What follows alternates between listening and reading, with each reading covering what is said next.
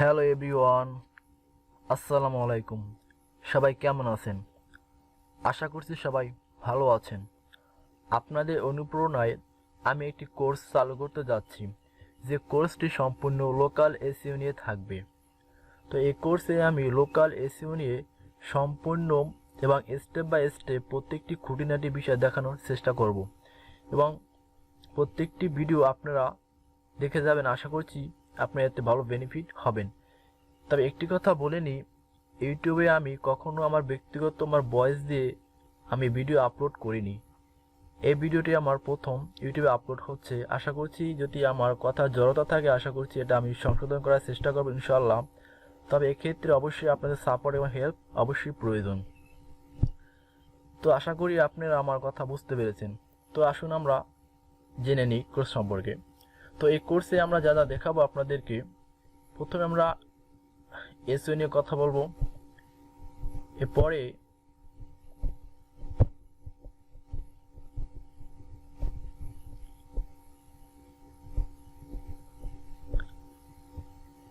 আমরা এসইও নিয়ে কথা বলবো। এরপরে আমরা কিওয়ার্ড রিসার্চ নিয়ে কথা বলবো। কিওয়ার্ড কি, কিওয়ার্ড কিভাবে রিসার্চ করতে হয়, কিভাবে ফ্রিতে লোকাল কিওয়ার্ড রিসার্চ করতে হয়, আমরা প্রত্যেকটি বিষয় আপনাদেরকে দেখাবো।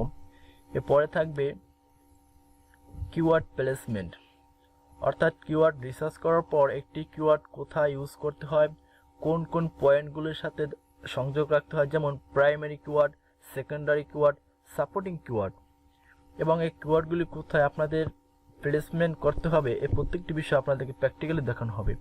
এরপরে থাকবে অন পেজ অপটিমাইজেশন, আপনাদের ওয়েবসাইটে আপনারা কিভাবে অন পেজ অপটিমাইজেশন করবেন আমি প্রত্যেকটি বিষয় আপনাদেরকে দেখাবো। এরপরে থাকবে ই কমার্স এসইও, একটি ই কমার্স এসইও আপনি কিভাবে করবেন একটি ওয়েবসাইটে, অর্থাৎ কিছুটা পার্থক্য আছে ই কমার্স এসইওর ক্ষেত্রে। এবং ই কমার্স এসইওর ক্ষেত্রে কন্টেন্ট যেহেতু নেই, অর্থাৎ এটা তো ব্লগ পোস্ট নয়, তো এক্ষেত্রে এসইওটা কিভাবে করবেন এটা আমি আপনাদেরকে দেখিয়ে দেবো। এরপরে থাকবে ওয়ার্ডপ্রেস ওয়েবসাইট ক্রিয়েট, অর্থাৎ একটি ওয়ার্ডপ্রেস ওয়েবসাইট কিভাবে তৈরি করবেন এবং এসইও কিভাবে করবেন তা সম্পূর্ণ দেখাবো ইনশাআল্লাহ। তবে আমি একথা বলে নিই, এ পার্টে আমি সম্পূর্ণ ডিজাইনিং পার্টটা আমি দেখাবো না, তবে সাধারণ বেসিক বিষয়গুলি আমি দেখাবো, যেমন সিপ্যানেল এবং ওয়ার্ডপ্রেস ইনস্টল করা, ড্যাশবোর্ড পরিচিতি, page and post, category, theme customisation ইত্যাদি, এবং এসইও প্লাগইন সম্পর্কে কিছু কথা বলবো। এরপরে থাকবে Google my business. Google my business হলো গুগল একটি ফ্রি টুলস, লোকাল এসইও প্রাণ বলতে পারি এটাকে আমরা। তো এটা সম্পর্কে আমরা জানবো। এরপরে থাকবে Facebook business page, Facebook business page কীভাবে তৈরি করতে হয় এটা আমি আপনাদেরকে দেখাবো। এরপরে থাকবে ইউটিউব চ্যানেল কীভাবে তৈরি করতে হয়, এবং ইউটিউব চ্যানেলে কীভাবে ভিডিও তৈরি করতে হয়, কীভাবে ভিডিও এসইও করতে হয়, কীভাবে ভিডিও মার্কেটিং করতে হয়, আমি প্রত্যেকটি বিষয় আপনাদেরকে দেখাবো। এরপরে থাকবে লিঙ্কডইন কোম্পানি পেজ, কীভাবে লিঙ্কডইন কোম্পানি পেজ তৈরি করতে হয় এটা আমি দেখাবো। এরপরে থাকবে সাইটেশন, লোকাল এসইওর ক্ষেত্রে লিঙ্ক বিল্ডিং বা ব্যাকলিঙ্ক যেটাই বলেন এটার পার্থক্য আছে। তো কোন কোন বিষয় দিকে আপনারা ব্যাকলিঙ্ক করবেন বা সাইটেশন করবেন এটা আমি আপনাদেরকে দেখাবো। এরপরে থাকবে কম্পিটিটর অ্যানালাইসিস, আপনারা কীভাবে কম্পিটিটর অ্যানালাইসিস করবেন এ প্রত্যেকটি পার্ট আমি দেখাবো, কারণ কম্পিটিটর অ্যানালাইসিস করে আপনি বুঝতে পারবেন কিভাবে ক্লায়েন্টের কাছ থেকে আপনি কতদিন সময় নেবেন এবং একটি কিওয়ার্ড র্যাঙ্ক করতে কতদিন সময় লাগে এবং একটা কিওয়ার্ডের জন্য কত টাকা বাজেট করবেন। আশা করছি আপনারা এই পার্টে সেটা বুঝতে পারবেন।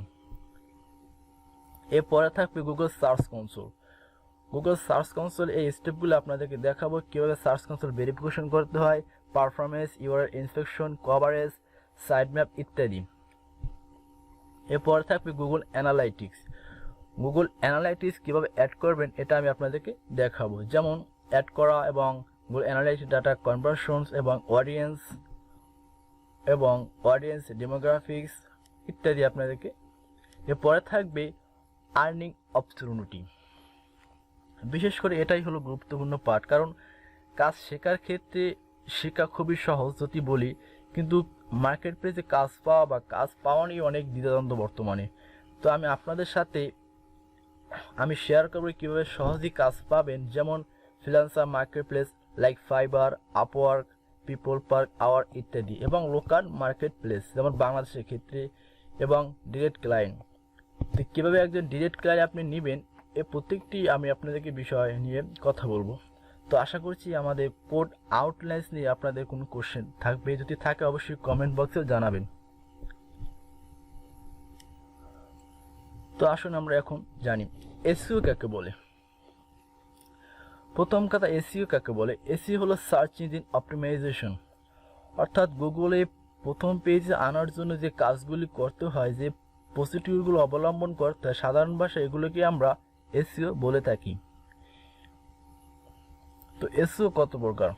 সাধারণত এসইও 2 প্রকার হয়, অথবা কেউ 3 প্রকার বলেছেন। তো যারা 3 প্রকার বলেছেন তারা বলছেন হোয়াইট হ্যাট এসইও, যেটা আমরা এই কোর্সে সম্পূর্ণ শিখব, এবং কেউ বলেছেন গ্রে হ্যাট এসইও, অর্থাৎ যেটা হোয়াইট হ্যাট এসইও এবং ব্ল্যাক হ্যাট এসইও সংমিশ্রণে যে এসইওটা করা হয়, এটাকে আমরা গ্রে হ্যাট এসইও বলি। ব্ল্যাক হ্যাট এসইও হলো সম্পূর্ণ হোয়াইট হ্যাট এসইওর বিপরীত, অর্থাৎ সার্চ ইঞ্জিনের কিছু রুলস অমান্য করে এবং কিওয়ার্ড স্ট্রাইপিং বা অন্যান্য ব্ল্যাক মেথড অবলম্বন করে গুগলের প্রথম পেজটায় আনা, যেটা আসলে আমরা এখানে শিখাবো না অথবা আমরা দেখাবো না। তো এখন আসি এসইও মূলত কয় প্রকার। সাধারণত এসইও 2 প্রকার। যদি আমরা বলি, একটা হলো অর্গানিক এসইও এবং আরেকটি হলো পেইড এসইও। অর্গানিক এসইও কি? অর্গানিক এসইও হলো গুগলকে কোনো টাকা পে না করে আমরা যে র্যাঙ্কিংটা পাই, যেটা আমরা এই কোর্সে সম্পূর্ণ শিখব, এটাই হলো অর্গানিক এসইও। এবং আরেকটি হলো পেইড এসইও, গুগলকে টাকা পে করে যে এসইওটা করা হয়, সাধারণত আমরা ওগুলোকে পেইড এসইও বলে থাকি। এবং এসইওর ভিতরে আরেকটি পার্ট হলো ন্যাশনাল এসইও এবং লোকাল এসইও। ন্যাশনাল এসইও হলো যেটা কোনো লোকেশন ভিত্তিক না, অর্থাৎ এটা যেটা অ্যাফিলিয়েট মার্কেটিংয়ের জন্য যে এসইওটা করা হয় সাধারণত, অথবা গ্লোবাল র্যাঙ্কিংয়ের জন্য, ওটা সাধারণত আমরা গ্লোবাল এসইও এবং ন্যাশনাল এসইও বলে থাকি। তো লোকাল এসইও কি? লোকাল এসইও সাধারণত কোনো লোকেশনকে টার্গেট করে যে এসইও করা হয়, আমরা সাধারণত তাকেই লোকাল এসইও বলি। যেমন আমরা যে সার্চ করি এখানে হোস্টেল নিয়ার মি, এখানে দেখতে পাচ্ছি যে রেজাল্টগুলি দেখা যাচ্ছে, এগুলো হলো লোকাল এসইওর ক্ষেত্রে এমনই রেজাল্ট আসে।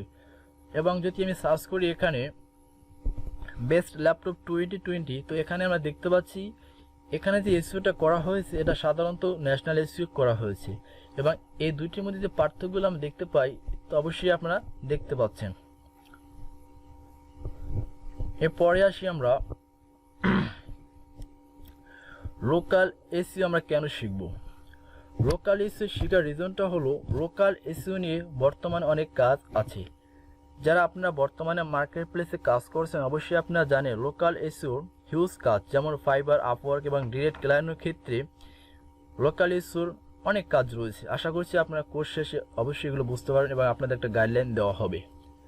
তো এখন আসি আমরা সার্চ অথবা লোকাল এসইওর যে সার্চ রেজাল্টটা, এটা আমরা দেখি, অর্থাৎ সার্চ ইঞ্জিন রেজাল্ট পেজ, যেটা সংক্ষেপে আমরা সার্প বলে থাকি, SERP, যেটাকে আমরা সার্প বলি, এটাকে সাধারণত আমরা সার্চ ইঞ্জিন রেজাল্ট পেজ বলি। তো আসুন আমরা পরিচিত হই। যখন আমি এখানে সার্চ করলাম হোস্টেল নিয়ার মি, তো এখানে দেখেন কিছু রেজাল্ট শো করছে। এখানে প্রথমে আসছে একটি ম্যাপ, এর পরবর্তীতে 3টি রেজাল্ট শো করছে, যেটাকে আমরা বলি লোকাল প্যাক অথবা 3 প্যাক রেজাল্ট বলে। এবং এর পরবর্তীতে কিছু জিনিস শো করছে, যেটাকে আমরা ওয়েবসাইট শো করছে। তো আমরা সাধারণত লোকাল প্যাক রেজাল্টটা নিয়ে বেশি কাজ করি, কারণ আপনি যখন দেশের বাইরে কাজ করবেন, সাধারণত ক্লায়েন্ট আপনাকে বলবে তুমি আমাকে লোকাল প্যাকে র্যাঙ্ক করে দাও, কারণ এটাই হলো সবচেয়ে ইফেক্টিভ এবং লোকালিসিট এটা সবচেয়ে ইম্পর্টেন্ট পার্ট। যখন আপনারা এই কোর্সটা কমপ্লিট করবেন, অবশ্যই এরা সম্পর্কে আপনারা একটি ধারণা রাখতে পারবেন। এরপরে জানবো আমরা আন্ডারস্ট্যান্ড অন বাক্স রেজাল্ট। আমরা লোকাল প্যাক জানলাম, অন বাক্স কোনটাকে বলি। তো দেখেন যখন আমি সার্চ করলাম আমার নাম লিখে, এখানে আপনারা দেখতে পাচ্ছেন ডান পাশে একটি রেজাল্ট শো করছে, যেটাকে আমরা নলেজ গ্রাফ অথবা অন বক্স রেজাল্ট বলি। সাধারণত এটা তখনই আসে যখনই কোনো কোম্পানি অথবা কোনো ব্র্যান্ড নেম লিখে সার্চ করা হয় গুগলে, তখনই গুগল এটা শো করে। আপনি কখনই এই রেজাল্টটা কিওয়ার্ড ভিত্তিক পাবেন না। এটা গুগল তখনই শো করে যখনই কোনো কোম্পানি নেম লিখে গুগলে সার্চ করা হয়, তখনই একটি গুগল শো করে। তবে এক্ষেত্রে লোকাল এসইওর ক্ষেত্রে এটা পাবেন এবং অন্য এসইওর ক্ষেত্রে এটা পাবেন না। লোকাল এসইওর ক্ষেত্রে গুগল একটি ডান পাশে রেজাল্ট দেয় এবং স্পেসটা দেয় যাতে করে কাস্টমার অথবা ক্লায়েন্ট যাতে করে তার কোম্পানি সম্পর্কে একটি ওভারভিউ দেখতে পারে। যেমন দেখতে পাই এখানে একটি ওয়েবসাইট, আপনি যদি চান কোম্পানি ওয়েবসাইটে ভিজিট করতে, তো এখানে আপনি সরাসরি ওয়েবসাইটে যেতে পারবেন। আপনি যদি চান কল করতে, আপনি ডিরেক্ট কলও করতে পারবেন। এর পরবর্তীতে আপনি জানতে পারবেন কোম্পানির অ্যাড্রেসটা কোথায়। দেখেন এখানে অ্যাড্রেসটা দেওয়া আছে এবং আপনি কোম্পানির সম্পর্কে রিভিউও তা আপনি জানতে পারবেন এবং কোম্পানির যে মোবাইল নাম্বার বা কন্ট্যাক্ট নাম্বার এটা আপনি দেখতে পাবেন। কিন্তু যখনই আপনি সার্চ করবেন, দেখুন আমি সার্চ করলাম ইউসিবি লিখে, তো এক্ষেত্রে দেখেন প্রথমে একটি ওয়েবসাইট আসছে এবং এর নিচে বা 6টি পেজ আসছে যেটাকে আমরা সাইট লিঙ্কস বলি। এই সাইট লিঙ্কস শো করার ক্ষেত্রে আপনি কখনই কিওয়ার্ড ভিত্তিক নামের ক্ষেত্রে বা কিওয়ার্ডের ক্ষেত্রে এই রেজাল্টটা পাবেন না। এটা গুগল তখনই শো করে যখন আপনি কোনো ব্র্যান্ড নেম লিখে গুগলে সার্চ করেন, তখনই আপনি এই রেজাল্টটা দেখতে পাবেন। যেমন আমরা দেখতে পাচ্ছি ইউসিবি লিখে যখন আমরা সার্চ করলাম, আমরা এই সাইট লিঙ্কটা দেখতে পাচ্ছি এবং পাশে একটি নলেজ গ্রাফ দেখতে পাচ্ছি। যেহেতু এটা অনেক ব্র্যান্ড, তো এতে উইকিপিডিয়া পেজ আছে, এই ক্ষেত্রে গুগল এটাকে দেখিয়েছে। এবং আমি যদি স্ক্রল ডাউন করি, তো এখানে দেখতে পাচ্ছি তাদের একটি নলেজ গ্রাফ শো করছে। যেহেতু এটা আমার লোকেশন ভিত্তিক, তো গুগল আমার লোকেশনকে যদি ট্যাগ করতে পারে, তো সেক্ষেত্রে আমার এই কাছাকাছি যে জিএমবি লিস্টিংটা করা আছে, গুগল আমাকে সেটা শো করছে। যেমন দেখেন এখানে যে অ্যাড্রেস দেওয়া আছে, ওপেন আওয়ার্স দেওয়া আছে এবং কন্ট্যাক্ট নাম্বার দেওয়া আছে ইত্যাদি। তো আশা করছি অনবাক্স এবং সাইট লিঙ্কস নিয়ে আপনাদের একটি ধারণা ক্লিয়ার। পরে আসি প্ল্যানিং অ্যান্ড গেটিং প্রিপারেড, অর্থাৎ আপনি লোকাল এসইও কাজ করার ক্ষেত্রে আপনার কি কি ইনফরমেশন প্রয়োজন, এই বিষয়টা এখন আমরা দেখব। তো চলুন, আপনাদের সময় নষ্ট না করার জন্য আমি আগেই পূর্বে এটা করে রেখেছি।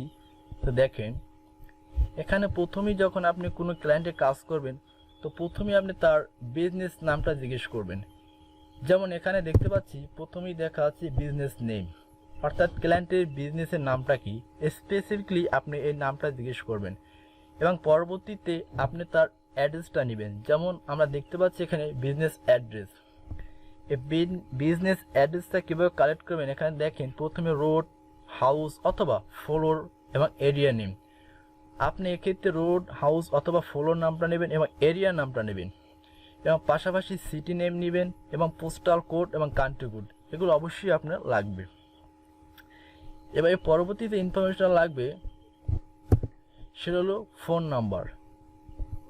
আমি আবারও বলছি, লোকাল বিজনেসের ক্ষেত্রে মোবাইল নাম্বার নেবেন, আপনি কখনই টেলিফোন নাম্বার নেবেন না, কারণ লোকাল বিজনেস চলে মোবাইল নাম্বারে। তো এক্ষেত্রে আপনি মোবাইল নাম্বার সাথে কান্ট্রি কোডটা নিয়ে নেবেন।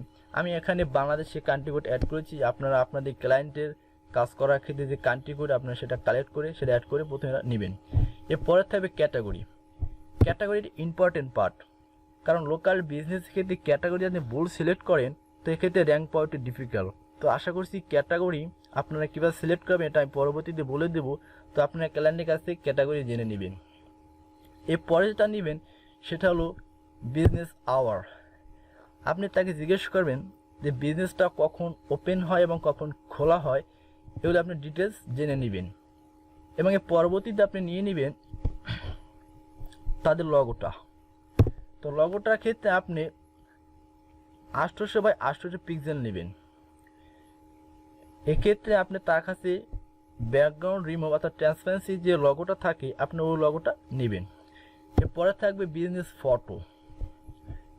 বিজনেস ফটো থেকে কিছু ইম্পর্টেন্ট কথা বলি, সেক্ষেত্রে বলি বিজনেস ফটো বলতে যদি আপনার গেলে সার্ভিস হয়, তো এক্ষেত্রে তার সার্ভিস সহ যে সার্ভিস দিচ্ছে এই ধরনের কিছু ছবি নেবেন এবং তার বিজনেসের বাইরে যে ছবিগুলো থাকে অফিসের ভিতরে বাইরে, এই প্রত্যেকটি আপনি চেষ্টা করবেন এই ছবিগুলো কালেক্ট করার।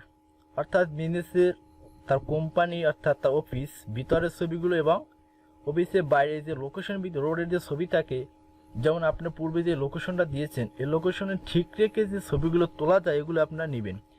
এরপরে থাকবে বিজনেস স্টার্টিং ডে।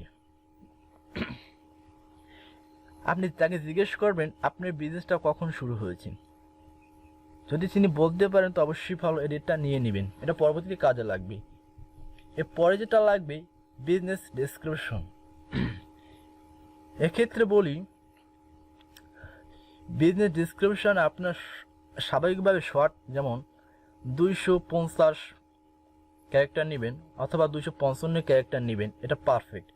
এবং গুগল ম্যাপ বিজনেসে লিস্টিং করার ক্ষেত্রে 750 ক্যারেক্টার লাগে। এক্ষেত্রে আপনি তখন প্রথমেই চেয়ে নেবেন তুমি তোমার বিজনেস ডেসক্রিপশন সম্পর্কে আমাকে 255 ক্যারেক্টার অথবা তার বেশি ওয়ার্ড আমাকে দাও।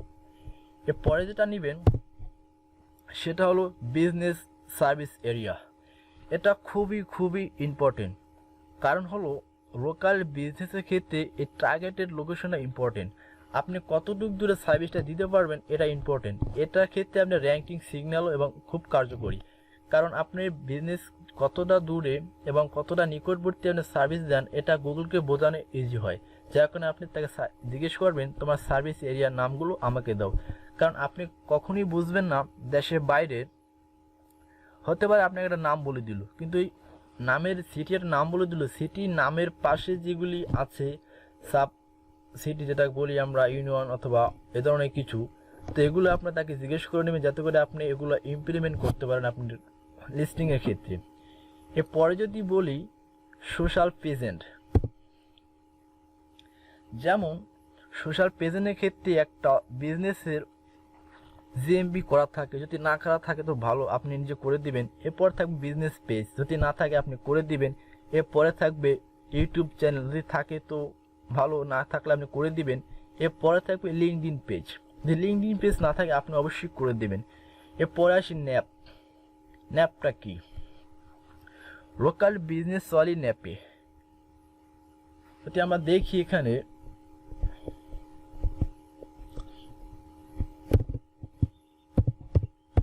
ন্যাপ, লোকাল বিজনেস সলি হলো ন্যাপে, কারণ ন্যাপ মানে হলো নেম, অ্যাড্রেস, ফোন। তো এই তিনটি বিষয় আপনার খুবই গুরুত্বপূর্ণ এবং কাস্টমার অ্যাট্রাক্টিভ করার জন্য এই তিনটি বিষয় অত্যন্ত গুরুত্বপূর্ণ, যেগুলো আমরা এই প্রত্যেকটি বিষয় কোথায় কাজে লাগে, কীভাবে কাজ করতে হয়, অবশ্যই আপনারা এগুলো পাবেন। তো আশা করছি আপনারা এই কোর্সটি সম্পর্কে মোটামুটি আইডিয়া পেয়ে গেছেন। তো যদি আপনাদের ভিডিওটি ভালো লাগে অবশ্যই লাইক করবেন এবং ভালো না লাগলে অবশ্যই ডিসলাইক করবেন এবং সাবস্ক্রাইব করতে ভুলবেন না, কারণ পরবর্তী ভিডিওগুলো পেতে হলে অবশ্যই আপনাকে সাবস্ক্রাইব করতে এবং পাশে থাকা বেল আইকনটি বাজিয়ে দিবেন। আজকের মতো ভিডিও এখানেই আমি শেষ করছি এবং আপনাদের মতামতগুলি অবশ্যই কমেন্টে জানাবেন এবং পরবর্তী ভিডিও দেখার জন্য আমন্ত্রণ রইল। ধন্যবাদ, সবাই ভালো থাকবেন। Thanks for watching.